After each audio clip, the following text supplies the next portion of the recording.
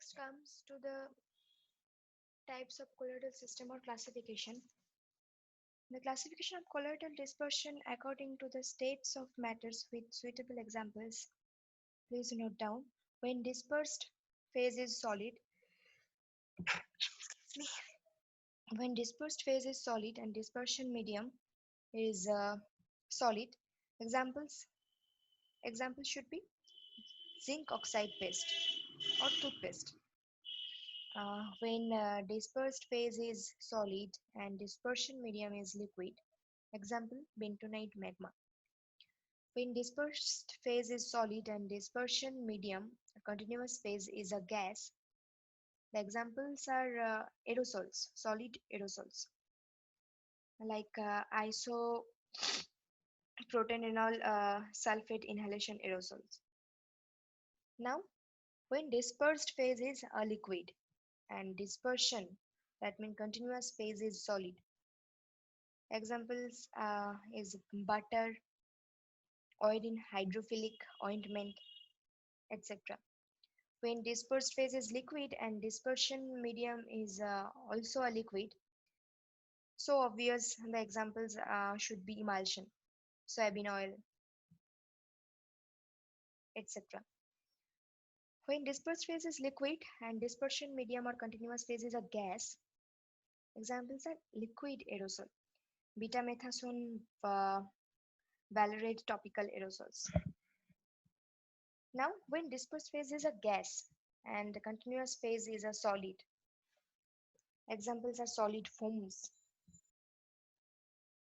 When dispersed phase is gas and dispersion phase is a liquid, examples is also foams, carbonated beverages like Coca-Cola. When dispersed phase is a gas and dispersion medium is also gas, no colloidal dispersion occurs. Okay, so according to the interaction between particles of dispersed phase and those dispersion medium, on the basis of interaction of dispersed particles with molecules of the dispersion medium, the colloidal dispersions are classified into three categories. First one is lyophilic or solvent-loving colloids. Second is lyophobic or solvent-hating colloids, and third one is association or amphiphilic colloids.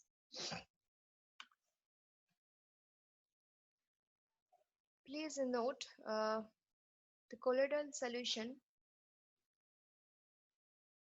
dispersion medium is a solvent and dispersed phase is a material colloidal particles.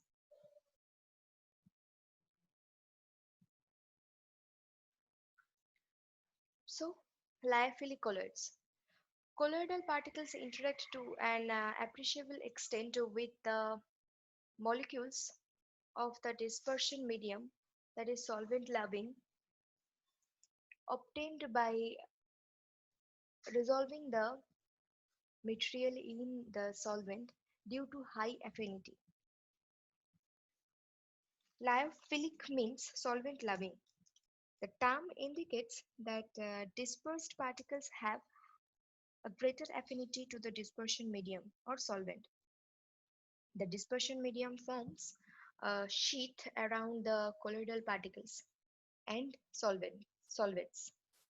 This makes the dispersion thermodynamically stable. For this reason, preparation of lyophilic colloids is relatively very easy. The dispersion is irreversible.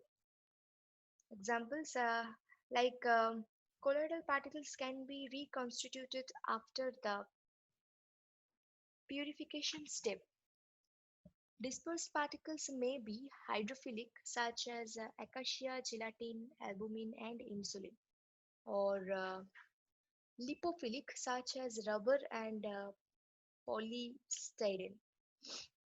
So, based on the nature of these particles, dispersion media such as water or organic liquids may be selected for their preparation.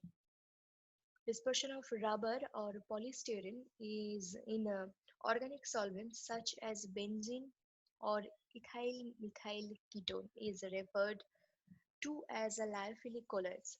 Dispersions, dispersions are referred to as hydrophilic colloids when water is used as a dispersion medium.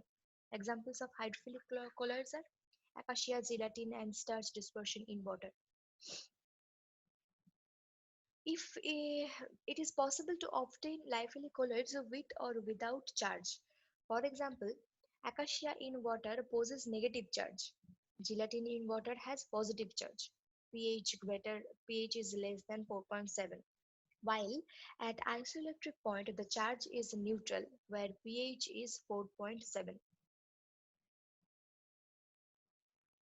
So type of hydrophilic colloids according to type of solvent, hydrophilic colloids and lipophilic colloids. As I have told, for hydrophilic colloids, the solvent is water.